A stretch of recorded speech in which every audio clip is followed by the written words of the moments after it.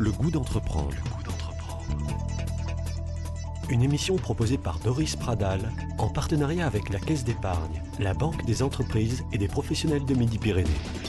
Bonjour à tous et merci de nous rejoindre sur Radio Présence. Nous allons parler carrière et emploi dans le goût d'entreprendre avec une chasseur de tête. Virginie Granier débusque des profils rares, talentueux pour ses clients, de la PME au grand groupe industriel. Quelles sont ses techniques, quels sont les métiers porteurs et comment se faire repérer par un chasseur de tête?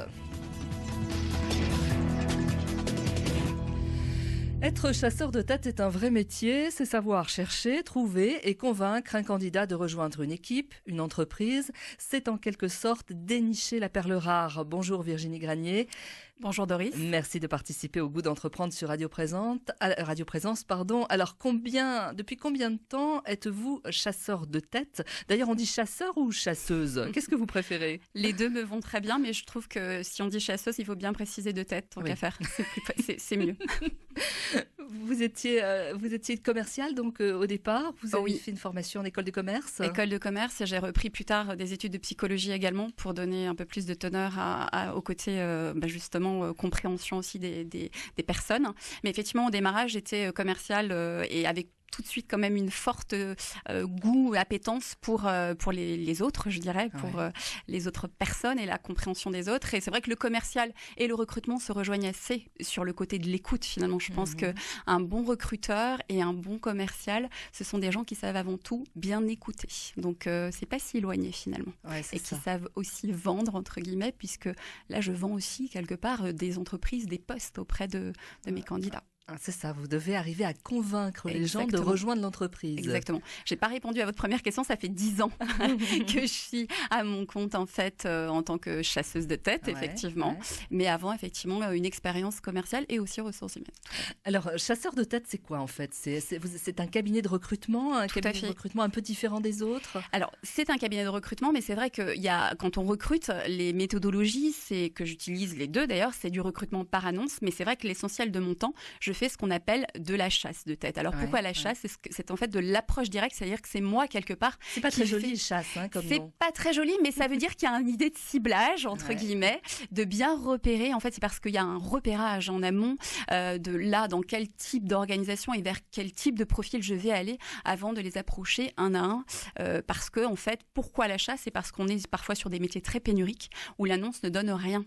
Et donc, si je mets une annonce et je diffuse et j'ai 0 CV, il faut bien que je trouve une solution parce que ça c'est l'important pour mes clients, de trouver le candidat, et donc c'est moi qui vais vers eux. Alors, la chasse, ça veut dire quoi? Ça veut dire que vous êtes en approche directe des candidats. Exactement. Vous les trouvez comment? Vous les appelez comment? Vous essayez de les convaincre de quelle façon? Alors, on les trouve comment? Il y a beaucoup. Alors aujourd'hui, c'est vrai que les réseaux sociaux sont un joli terrain de chasse, entre guillemets. C'est pas le seul, mais c'en est un, effectivement. Donc, parce qu'il y a pas mal de personnes qui sont maintenant, que l'on trouve, sur des profils variés. Après, c'est pas le seul. C'est la relation, c'est le réseau. C'est faire travailler le réseau aussi dans un métier, faire parler, faire des connexions entre les gens, et puis utiliser des méthodes qui, la chasse, ça garde un petit côté mystérieux qu'il ne faut pas cacher, qu'il ne faut pas aborder, parce que justement il y a une petite part de mystère qu'il faut garder. On veut tout savoir. Voilà, on va garder une petite part de mystère. Mais c'est vrai que les réseaux sociaux aujourd'hui sont une belle occasion de trouver de jolis candidats. Alors, comment vous faites pour les convaincre, ces candidats? Parce que certains sont déjà en poste. Vous Bien repérez quelqu'un dans votre viseur. Voilà, c'est ça. Vous le contactez et vous essayez de le convaire. J'essaye de le convaincre. Alors, effectivement, heureusement quand même, il y a un certain nombre de gens qui sont très bien à leur poste, et c'est une très belle chose. L'idée n'est pas l'idée n'est pas d'être dans l'agression. L'idée d'être, quand on arrive en général, quand je sens qu'il y a quelque chose, la personne elle-même était déjà un petit peu prête à ce moment-là. Et ça se sent parce que je vais lui demander tout de suite, déjà si je la dérange et si elle est à l'écoute du marché. Et très vite, il y en a qui vont me dire non, et d'autres au contraire, qui vont montrer qu'ils peuvent être à l'écoute.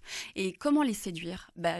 On séduit aujourd'hui des gens par le sens qu'ils ont dans leur travail. Donc ça va être un travail sur les valeurs, par exemple. Quelles sont leurs valeurs qui peuvent être en adéquation avec l'entreprise pour laquelle je recrute? Ça peut être sur l'épanouissement qu'ils peuvent avoir. Par exemple, passer, je sais pas, d'un grand groupe à une PME, ça peut être pour eux l'occasion d'être dans quelque chose de plus réactif, par exemple, de plus flexible. Donc c'est de l'écouter et ensuite de répondre par rapport à ses attentes, de travailler sur ses motivations informations pour comprendre à partir de là sur quoi je vais pouvoir faire mouche, entre guillemets. C'est ça en fait. Là où vous allez pouvoir appuyer, là où ça fait mal. Et là où ça peut faire vraiment de l'épanouissement plus que mal, je l'espère. Voilà. Alors, quelles sont les entreprises qui font appel à vos services ? Alors, c'est varié. C'est vrai qu'au départ, je suis toujours quand même très tournée sur les PME. Et maintenant, c'est vrai que j'ai également des grands groupes. Mais pourquoi les PME ? C'est vrai que ce sont des personnes qui n'ont pas les PME n'ont pas toujours des services ressources humaines ou n'ont pas toujours de responsables RH. Et on a un plus grand rôle de conseil à jouer. En plus, la problématique des PME par rapport à des grands groupes, c'est notamment de capter et d'attirer des candidatures spontanées. Et là-dessus, c'est pareil, il y a un rôle important à jouer pour leur amener les bons candidats. Parce que c'est vrai que les grands noms les grandes entreprises, les gens les connaissent et vont penser à envoyer par exemple des candidatures spontanées. Il y a des PME, eh bien les gens n'imaginent même pas toutes les possibilités qu'il y a, et donc c'est un petit peu à nous, c'est notre rôle de recruteurs et de chasseurs de tête, d'aller leur parler de ces entreprises où il y a de très belles opportunités de poste. C'est difficile parfois de faire passer le message. Est-ce qu'il y a des contraintes ? Elles peuvent être géographiques, par exemple ? Bien sûr. Alors, je travaille beaucoup étant aveyronnaise par mon papa et c'est une terre qui m'est chère pour des clients aveyronnais. Mais par exemple, faire venir des candidats dans l'Aveyron, eh bien, c'est pas toujours très simple parce que, effectivement, on sait que le réseau des entreprises est peut-être moins important et que quand il y a par exemple un conjoint, il va falloir accompagner tout ça aussi pour que lui ou elle trouve également. Ouais. Donc et donc c'est d'autant plus intéressant à la fois parce qu'il y a un vrai rôle d'ambassadeur, d'argumentation à mettre en avant. Tout à fait. Est-ce que les entreprises sont exigeantes ? Elles recherchent le profil exceptionnel. On parlait tout à l'heure de la perle rare. Tout à fait. Ou pour parler familièrement du mouton à 5 pattes. Exactement, ça continue et en France, c'est très vrai. C'est vrai qu'à l'inverse peut-être des anglo-saxons, on veut souvent le clone, celui qui est exactement du même environnement, qui a l'expérience, directeur commercial. On veut le directeur commercial qui était dans le même secteur d'activité, à l'inverse des anglo-saxons où finalement, quand on était exactement plombier, on peut devenir le lendemain informaticien. Et donc, mes clients sont très exigeants. Ils veulent effectivement le mouton à 5 pattes. Alors, j'essaye de coller le plus et puis parfois, on assouplit un petit peu les critères quand même. Oui, c'est pas toujours évident de trouver. C'est même parfois très difficile et ça peut prendre certaines missions, peuvent prendre vraiment des mois pour trouver la bonne personne. Après, effectivement, quand les critères, par exemple, il peut y avoir aussi des idées de critères techniques très précis.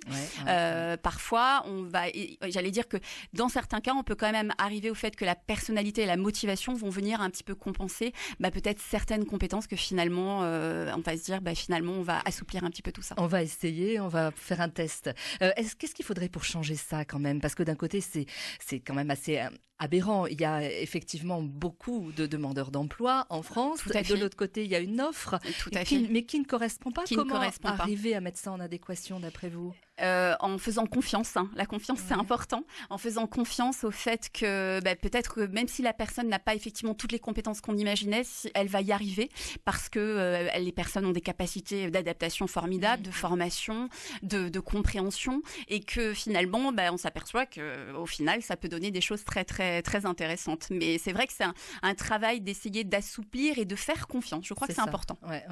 Restaurer la confiance ou l'instaurer tout simplement peut-être dans certains cas. Vous devez connaître, Virginie, tous les métiers pour lesquels vous recrutez. Alors, j'essaye bien entendu de comprendre et de connaître et je me plonge toujours sur l'entreprise en amont et puis j'essaye de comprendre le métier. Mais c'est vrai que je travaille de manière forte, en relation forte au départ, sur un descriptif de poste bien serré, j'allais dire, sur lequel je vais vraiment essayer d'avoir toutes les informations pour partir dans la bonne direction et justement comprendre là où je dois aller. Sur des profils très techniques, il m'arrive parfois, alors j'ai des limites, bien entendu, je connais pas, je maîtrise pas la technique de tous les postes, loin de là. Mais dans ce cas, quand c'est un profil très technique, je fais toujours un premier point, j'envoie toujours un CV en amont au directeur technique ou au responsable qui va valider ou pas, certaines fois, mes profils pour bien comprendre si je suis dans la bonne direction. Alors, quels sont les métiers les plus recherchés actuellement ? Ceux sur lesquels vous avez du mal à recruter ? Alors, je dirais que les bons commerciaux, c'est toujours compliqué. Quand je dis bons commerciaux, c'est des gens aussi qui aiment faire de la chasse, des gens qui vont faire de la prospection. Voilà. C'est-à-dire qu'en fait, c'est un peu tabou en France, le côté commercial. On a l'image parfois un peu négative, alors que c'est des métiers qui peuvent être passionnants. Mais quelqu'un qui va avoir envie d'oser aller et de prendre des noms, c'est pas toujours si simple à trouver. Donc ça, c'est des profils effectivement de ce type-là. Des profils dans l'informatique très ciblés. Alors, ça peut arriver aussi qu'il y ait des vraies pénuries, mais ça bouge. Il y a quelques années, par exemple, il y avait pénurie sur des infirmières, ni plus ni moins, c'était il y a 5-6 ans, et j'ai recruté, par exemple, des infirmières pour les maisons de retraite où ils n'arrivaient pas à trouver et où je chassais. Donc, je dirais que ça tourne parfois aussi, ça change, et c'est pas forcément là où on imagine. Ce que je dis aujourd'hui peut être différent dans quelques années, effectivement, avec des émergences de nouveaux métiers, ça bouge tout le temps, donc il faut être aux aguets. Vous n'êtes pas uniquement que sur du recrutement top cadre, avec des profils à haut potentiel, par exemple? Pas que ça, parce qu'il y a des entreprises qui me font confiance aussi, pour lesquelles j'ai recruté tous les profils, depuis l'assistanat jusqu'au profil responsable informatique. Donc, mais c'est vrai que la niche, la valeur ajoutée, c'est vrai qu'elle se porte sur ce côté profil un peu pénurique. Mais j'aime beaucoup tout type de profil. Ce qui m'intéresse, c'est la rencontre avec l'autre, tout simplement. Et j'allais dire que dans tous les métiers, on rencontre des personnes qui ont une passion de leur métier, qui vont être en adéquation avec mes clients. Et là, la rencontre va pouvoir se faire. Alors, on n'a pas l'image d'un recruteur en vous voyant, parce que vous êtes avenante, souriante, aimable, agréable. Généralement, le recruteur, c'est quelqu'un d'austère, de froid, qui est pas sympa et qui est là pour vous casser. Alors, je pense effectivement, moi je fais aussi de la formation, c'est intéressant ce que vous dites, à l'entretien de recrutement, je forme dans les entreprises. Je pense qu'au contraire, quand on est agréable, avenant, en fait, les gens se livrent plus facilement et parlent plus facilement. Un recruteur qui est froid, qu'est-ce qu'il aura? Quelqu'un qui va se raidir. Voilà. Et donc, c'est pas l'intérêt. Moi, je pense au contraire. Alors, c'est ma personnalité. Parfois, devant des gens qui se la racontent un petit peu, je peux être plus froide. Attention. Voilà, bien sûr. Mais c'est pas l'objectif aujourd'hui. C'est pas l'objectif, exactement. Voilà. Merci, on se retrouve tout de suite. Vous restez avec nous, Virginie.